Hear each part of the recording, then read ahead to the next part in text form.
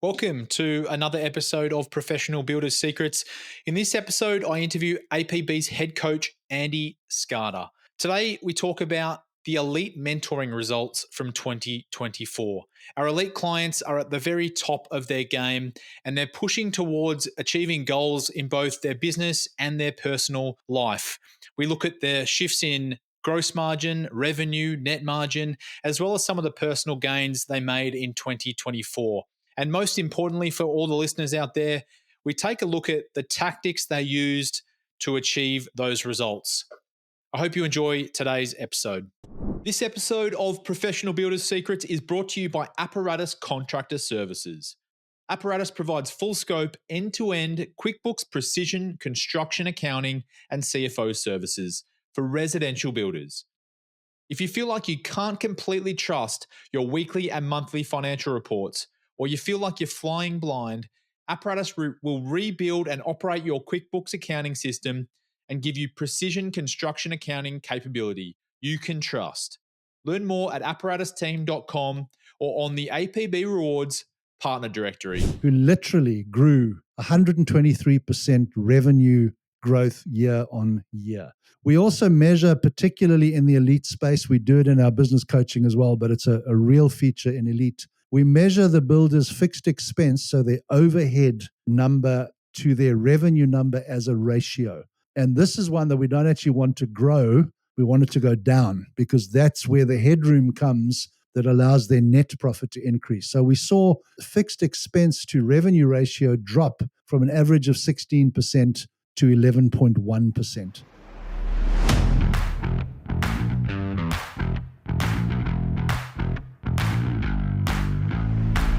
Welcome to Professional Builders Secrets, the podcast for building company owners wanting to grow safely and securely. I'm your host, Will Blunt, and today I'm joined by APB's head coach, Andy Skarda. Andy, welcome to the show. Thank you, Will. Nice to have you. I think it's my first one of 2025. So happy new year to you and to everybody out there, and hope that it's going to be an incredibly prosperous one for all of us. Absolutely. Well, it's always a joy to have you on, Andy. So I'm glad we're starting off 2025 in the right way. I'm really excited for today's topic. We're talking about our top echelon of clients, those in the Elite Mentoring Program, and the results they experienced in 2024. For anyone that is interested, you can look back at the 2023 episode about this, number 120 actually, and this will be number 172. So we've actually stuck to our one a week for the last year, which is nice. There we go. If you want to learn more about elite mentoring itself, episode 91 is a great place to dive in. But Andy, for those new to this concept, can you just give a brief overview of what elite mentoring is? Sure. I think most people that have been around the podcast for longer than 5 minutes will know that we are a business coaching company. We specialize in working with custom home builders, renovators, and remodelers. What we've discovered is that different people need different kinds of help. And essentially that help pretty much follows the stages that a building business owner goes through in their ownership journey, if I can call it that. So we found that a lot of people that join the APB are still on the tools, but they've realized that if they really want to get somewhere with their business, they've got to get off the tools. So effectively, we talk about them being self-employed in that first stage. What then tends to happen is for those of them that are ready to move, they move into our business coaching cohort. And if I was going to summarize what we're doing there, we're kind of moving them from being that self-employed person to becoming the general manager of the business. So they're starting to bring team members on to help them. They're starting to systemize parts of the business. The business is starting to grow beyond what they could do on their own. And then they get to a point where they now want to take the next step, which is to move into owning the business, if you like, becoming the CEO, the chief executive officer, rather than working in the business. And elite mentoring is really focused on that last step. It's on moving them from managing the business and generally being involved to some degree in at least one tactical discipline, moving them out of that completely, that the business day to day can function without them. And that basically it will produce all of its targets, whether those are financial or anything else, without the owner having to physically touch anything on a day-to-day basis. So that's kind of the summary. We work.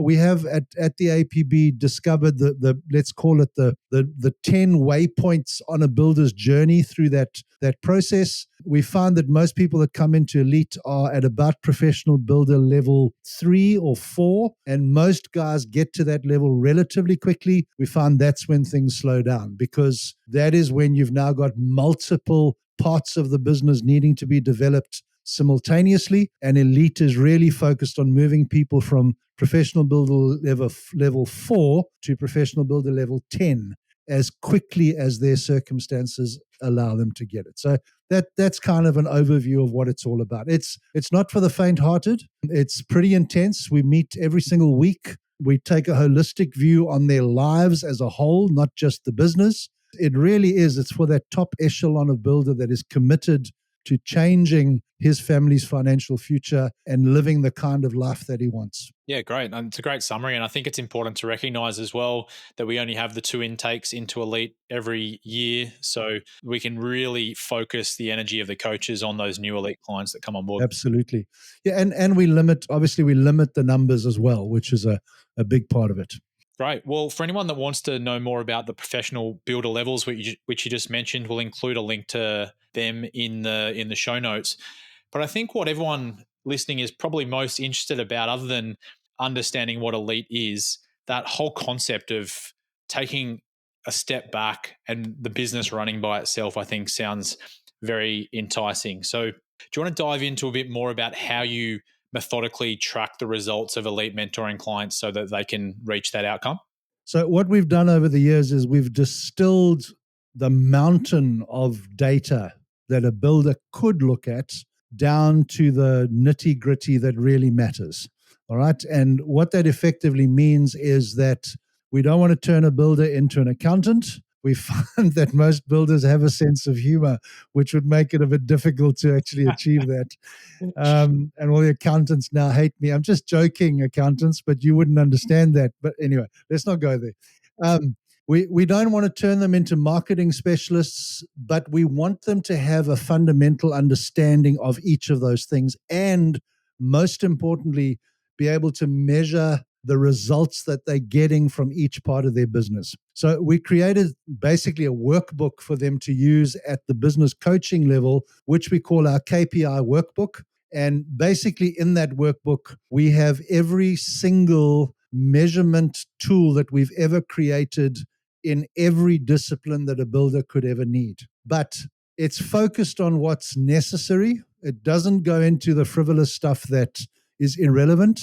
And it's really summarizing everything that's in their other systems. So if you like, I don't want to call it a dashboard, because one of the worksheets is actually a dashboard, but it is a summary document that brings what's happening in different parts of the business into one place so that the business owner can focus on what's important, not what's possible. That is used by every one of our business coaching clients, and it is also used that we use exactly the same document with our Elite clients. What a lot of our Elite clients add to that, because they've now built their team, they now add what they call a tactical KPI workbook, where that is focused very much on the individual disciplines and what is happening there at a more granular level. So we've got those two running. And then to add to that, I mentioned earlier that part of what we do in Elite is we take it to a whole life scenario. Our focus there really being, it's critically important that the builder, that the company owner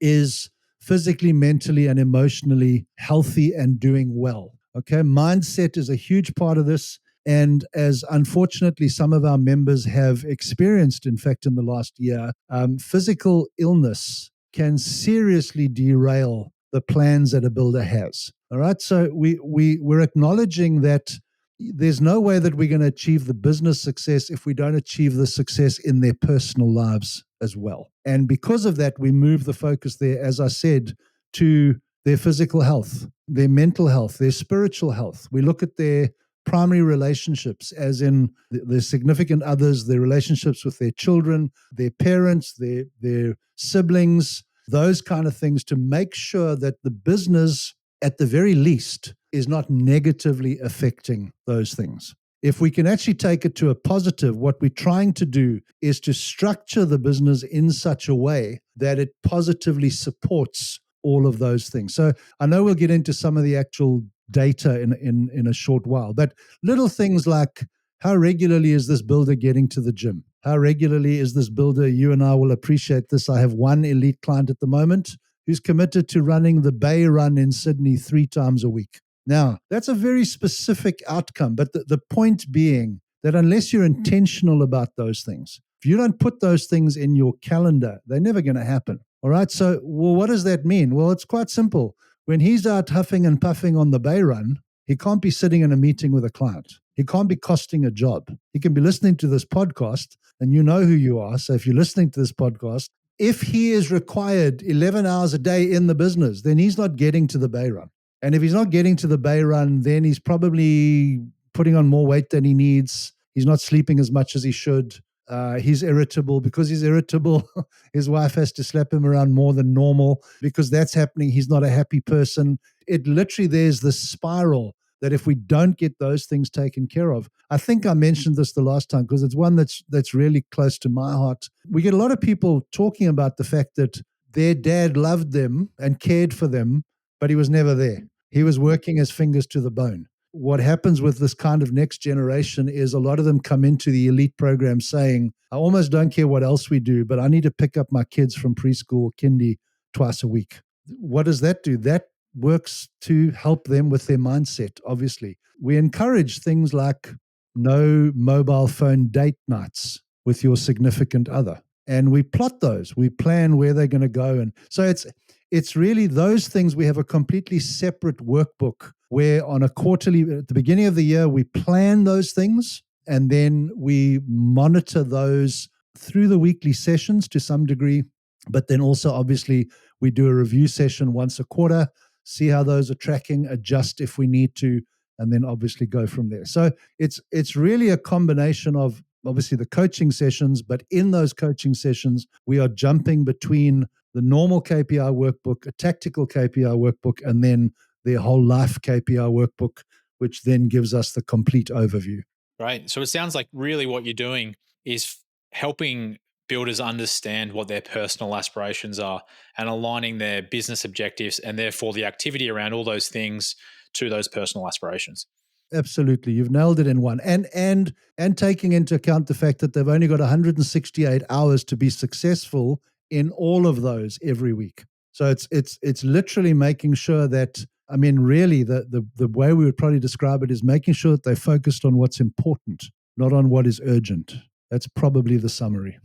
Okay, well, let's dive into some of the results then. I think we can look at them in two different ways, from a business perspective, and then we can dive into some of those personal wins as well, because I think that's what everyone will be quite interested in too. Sure. But if we start with business, that's probably what's going to attract the broader audience when we're talking about revenue and profit and those type of things. So do you want to kickstart with some of the milestones from the elite clients in 2024 from that perspective? And just because I am who I am, I'm going to be slightly contentious and different here in that I'm going to acknowledge up front that in these kind of discussions, we tend to go to all the top level positive things. Not everything's been positive for every elite member this year. The realities that every builder is facing around, increased costs and inflation and all of those things, elite clients are not immune from those, unfortunately. So I'm going to do both. I'm going to talk about some of the people that didn't do so well, but how elite actually helped them as well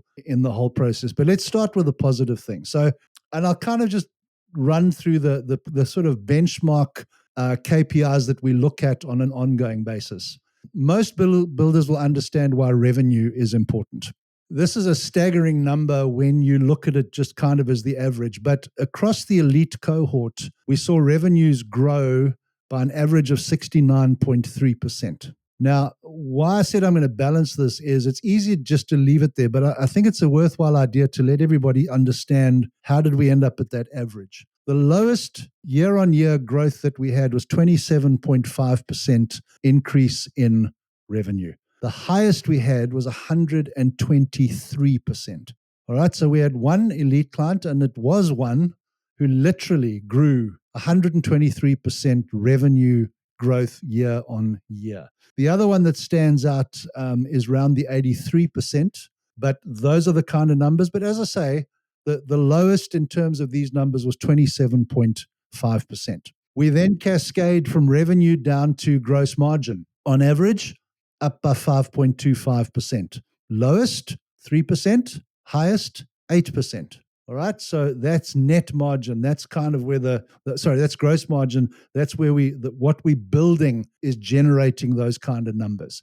When we get to net, it's even more interesting because here we saw an average of 5.75% across the board. And now this is the bottom line. So here again, we had 3% growth as the lowest and we had 9% as the highest. Now, in reality, those three numbers, revenue, gross profit, and net profit, particularly with the emphasis on net profit, because that's obviously, if we talk about a holistic life scenario, we talk about changing people's financial futures, that's the number that's really going to make the difference. So between 3 and 9% there. We also measure, particularly in the elite space, we do it in our business coaching as well, but it's a real feature in elite. We measure the builder's fixed expense, so their overhead number to their revenue number as a ratio. And this is one that we don't actually want to grow. We want it to go down because that's where the headroom comes that allows their net profit to increase. So we saw fixed expense to revenue ratio drop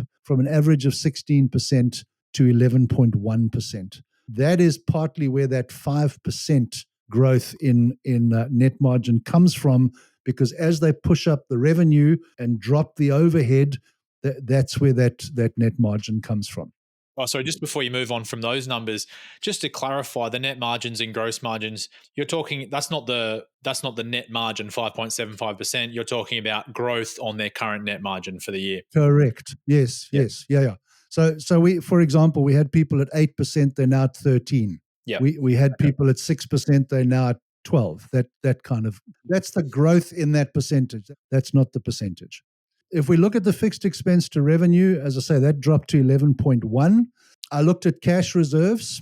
I looked at, have these differences in profitability actually translated into bank accounts? We've moved the average bank account number from round about the 200K average up to 900K average. If you like, that's the real term scenario of what that's turned into. What some people might be kind of interested in is what has caused this? Where has this come from? Two primary things: marketing, which I know will make your heart glad, and systemization. There's been a lot of work done in building company manuals and those kind of things. And it's been the place where we've had, when I've gone back and looked at where did we invest most, marketing as a cost to the business was probably the one specific place. What that turned into was average contract value across the group rose from 499K average a year ago to 1.4 million average a year later. Those are kind of the numbers. If we go back to what we're talking about earlier in terms of the professional builder levels, we've had another builder go to level 10, which is obviously the top level. That's the place at which we certify the builders as professional builders. We've got another one that is knocking on the door, literally. When I say knocking on the door, I'm waiting for the finalization of their December numbers. And once those are confirmed to be accurate, there'll be the second one moving to level 10. And then there are another two that are rising rapidly, as in their progress across the year has been quite amazing. The next ones are not really, there have been some interesting kind of sub-achievements in the year as well. There's been an elite client who developed his company manual. Then he took that company manual and he converted that into an app that he now uses to run his business internally. And the plan, medium term, is to actually make that app available as a commercial app to other builders to kind of help people to fast track that process, which was pretty interesting. The other one that I found particularly interesting is that we have an elite client who is developing a project management robot using AI. So literally getting to the place where there'll be an autonomous machine out there actually checking the sites, and making sure that everything is running on site according to how it should. That's been pretty interesting to actually have in fact, I think the official term for it is it's a cobot. It's a collaborative robot is the way it's described. And I mean, if again, it's in its early developmental stages, but when he talks about the specifications that the data that this thing will be able to provide, it's obviously a lot of it is driven by AI, but it's absolutely incredible the kind of information that will be available in real time off a building site with nobody on the site, literally able to kind of monitor that site completely remotely with this little R2D2 buzzing around the site. Those are the kind of the particular builder that developed the app, for example, was doing the work on his company manual anyway. And he just looked at this and went, you know what? If I was to take this and convert it into something that my project managers and supervisors and so on could use, that's going to make my life a lot easier, which is then what he went and did, which is a wonderful kind of side benefit, if you like, of having done the work on the company manual. I'm ready to go to the not so happy picture. Anything you want to talk about in any of those numbers? Yeah, I'm intrigued about one in particular. So you mentioned that the average contract value jumped from 499,000 to 1.4 million. That's almost a tripling of contract value, which I imagine has tied into why revenue has increased so much for the building companies. But kind of glazed over the fact that, that was attributed to marketing. Talk to me more about how they actually, what did they do in marketing that helped them increase the average contract value by so much? Two fundamental things. One, absolute clarity on niche. So nothing vague, very, very focused, very, very clear. A really solid understanding of what makes their ideal client tick. So literally getting to the point, and it's almost the holy grail of marketing to some degree. When I look at the guys that have really put the time and the effort into it, testing messaging, but measuring it on a weekly basis, putting out an ad, analyzing the results, tweaking one bit of it, putting it back out again, making sure that they look at the difference. Not a cheap exercise, as you will know. The changes and the benefits are very small increments each time. But across a year, all that learning and all that development and probably as much in this space of learning what's not working and stopping doing that. Because the problem is for a lot of builders where there isn't a comprehensive understanding of those things, they end up very much in the hands of marketing agencies and people. The builder doesn't feel that he's in a place where he can argue. He's told by this guy that this is the thing that's going to work and you need to give me $4,000 a month and I will bring you 10 million leads. He doesn't need 10 million leads, and unfortunately 9,999,999 are not his avatar. So when we've been able to get that really clear and then start to speak to those people so that we've got a higher percentage of the correct clients coming into the funnel, that converts into more concepts, more prelims, more sales. You'll know that one of the benchmarks we teach is that you need 2 prelims to every contract. Now, what's happened with the guys that have invested in so both the time and the money in their marketing is they now they are closing 99% of their prelims. So all of a sudden, they don't need 10 to get 5 contracts anymore. They only need 6 to get 5 contracts. And those contracts a year ago were 500,000. The contracts now are 1.5 average. So again, when we're averaging it, I'm thinking one particular elite client, he made the decision 2 years ago that his business plan was 10 contracts at $1 million a year. That's where he wants the business to be sitting. By focusing on moving his average contract value from that 500 to $1 million, what's actually happened is it's gone beyond $1 million. And what he's now finding is that he's building $2 million, $3 million contracts. And because of that, and because he's kept his margins where they need to be, he's building less houses, but making more money, if that makes sense. So that's really where it's been.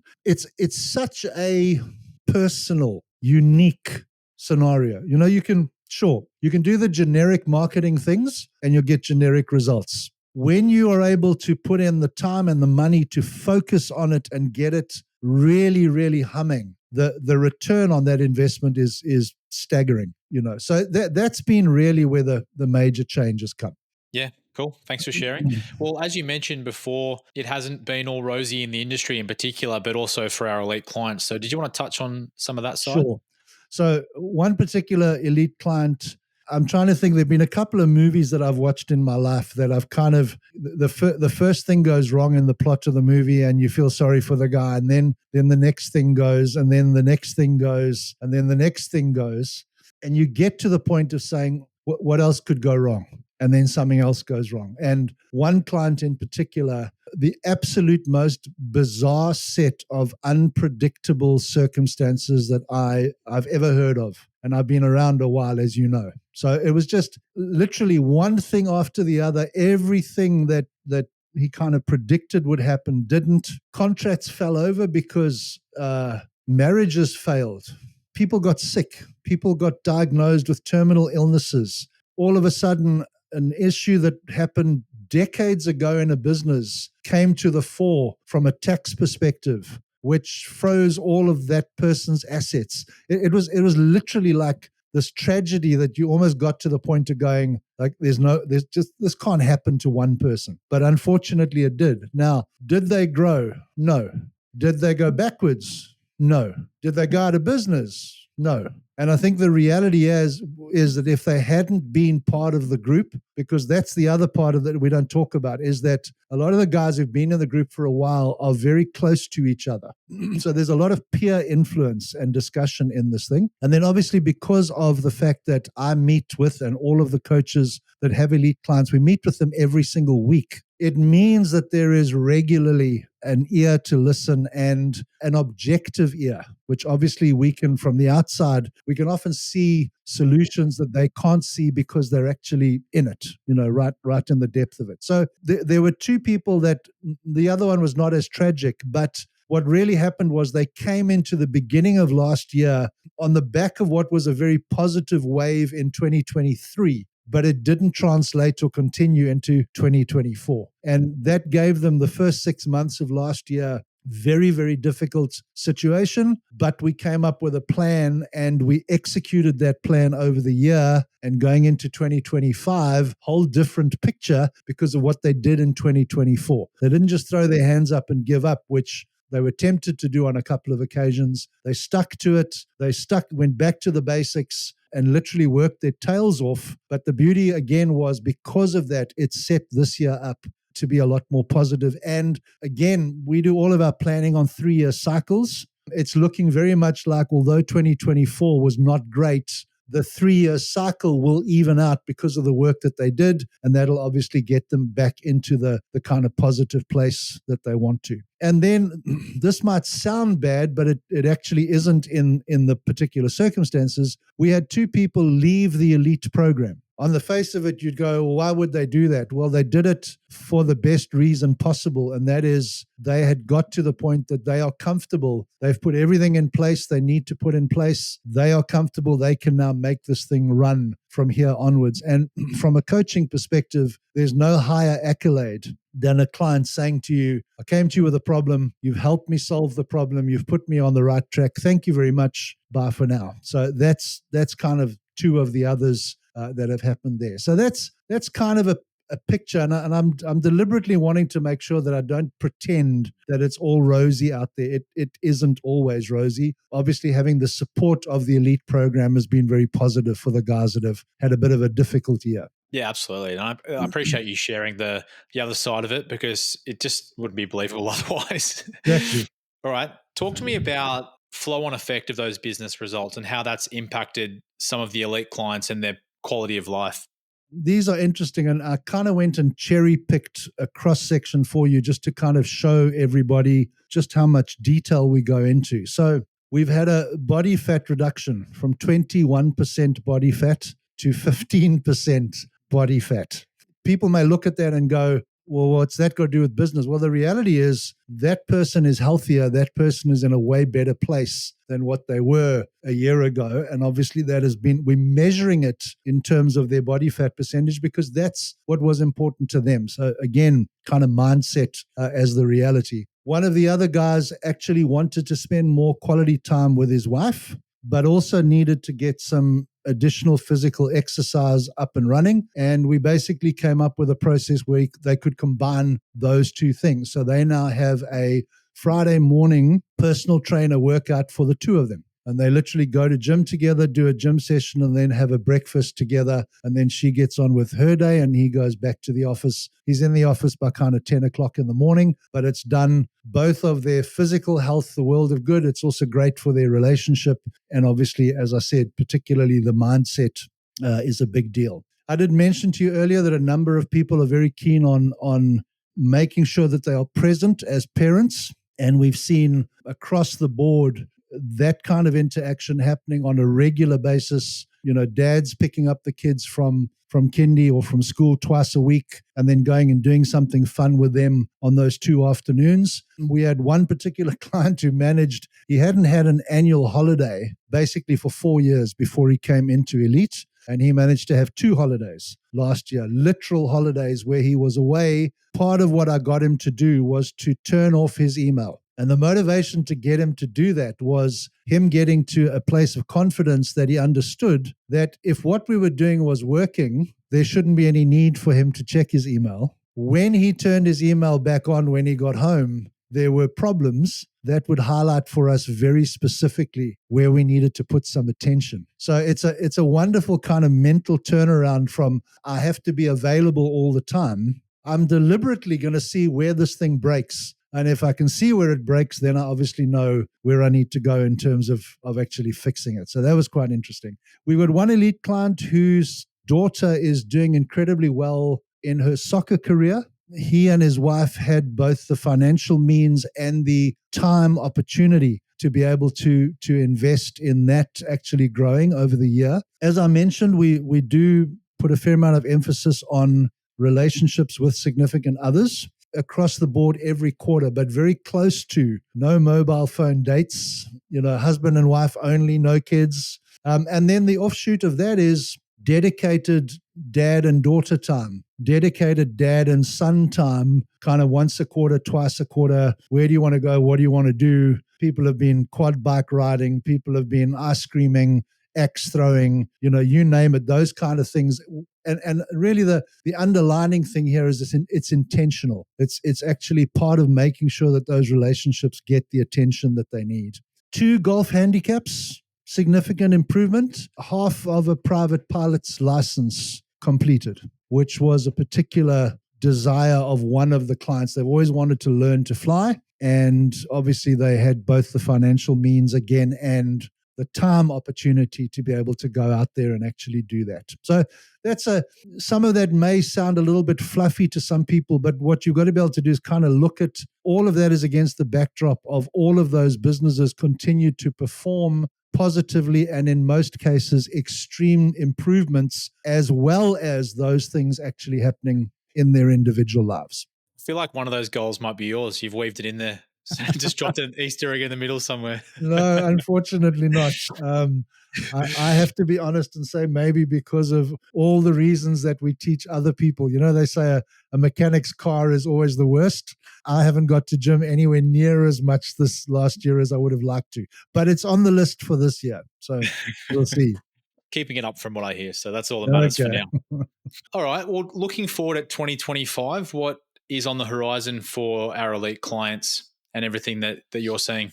Well, I guess the summary is lots more of the same. It is one thing that we've been very fortunate over the last decade to realize that it doesn't matter whether you're a builder in Australia or New Zealand or Canada or the United States, pretty much all of our fundamental desires are the same in terms of wanting to improve ourselves and, the future for our families and all of those things. And the advantage in that is that the solution that works in North America will work just as well in ANZ and vice versa. So continuing to work on those things. Our focus, as I mentioned, is relatively structured in terms of the professional builder levels. So literally working through those. A word that has come up a lot in the early part of 2025 has been focus. Making sure that elite clients are focused on the things that are going to move the needle. It's very easy, particularly when the business is starting to grow, to be very busy. What we want to make sure is that busy at what? Busy doing the things that are going to move the needle and measurably move them closer to the goals that they've set for this particular year. The marketing thing that we touched on earlier, I think, is going to remain a focus because we've had such great results, from the guys that have really put in the time and effort to kind of roll that out a bit more universally across the group. And then really staying focused on those systems, making sure that people are setting themselves up to get out of the tactical day-to-day stuff and actually work more in the strategic. And if we can do that, I think what we'll what we'll continue to see is the gross and net margins that we saw this year. I think that'll continue to happen more universally. If I was going to put a sort of target on it, I would very much like to see us come out of this year with at least 4 certified professional builders in addition to the ones that we already have. So that's kind of what it's looking like at this year. There's a relative amount of positive outlook. I think the political changes in the United States have made some positive things in terms of that market. We're starting to see interest rates come down in the United States and Canada. They've also started to come down in New Zealand. Everybody in Australia is hanging on by their fingertips. Just, let's see it happen in Australia as well. If that kind of macroeconomic picture shifts more positively, I think we'll see it happen a lot easier. But there's certainly no reason for us to be concerned. I think the general overview is more of the same, more positive stuff. Perfect. Well, it looks like an exciting 2025 is ahead, and I look forward to having this conversation with you in 12 months' time. Fantastic. Again, Andy, thanks for coming on. Where do you think the best place for people to find out more information about elite mentoring is? I know we've got a very well put together, because you did it, info pack on the website. That is obviously the simplest place. If you're not yet a member of the APB, I blatantly bang the drum, you should be. So, that would be a starting point. But certainly if you are a member, business coaching is kind of the next step up. And obviously for all of our business coaching clients, speak to your coach. Every one of our coaches is able to offer the elite program as part of what they do. So if you're internal, talk to your coach. If you're external, jump on our website and you can read through the whole info pack there. Cool. And to your point, it's not for everyone, and it's not for every stage of your journey as well. You may not be quite at that level. So Exactly. That's not a bad thing. It's just a situation. Yeah. I mean, we would obviously like every member to be working towards going into coaching, and we'd like every coaching member to be working towards elite. You're right. It's a journey. It's a particular thing for a particular part of the journey. Great. Well, I'll include all those links in the show notes so everyone can check out more information. But Andy, thanks once again for coming on the podcast. Very welcome. Thank you for having me. Also, a big thank you to our listeners wherever you are in the world. If you like the show today, please subscribe to Professional Builders Secrets on your platform of choice. And if you're feeling generous, leave us a review. But until next time, have a great day.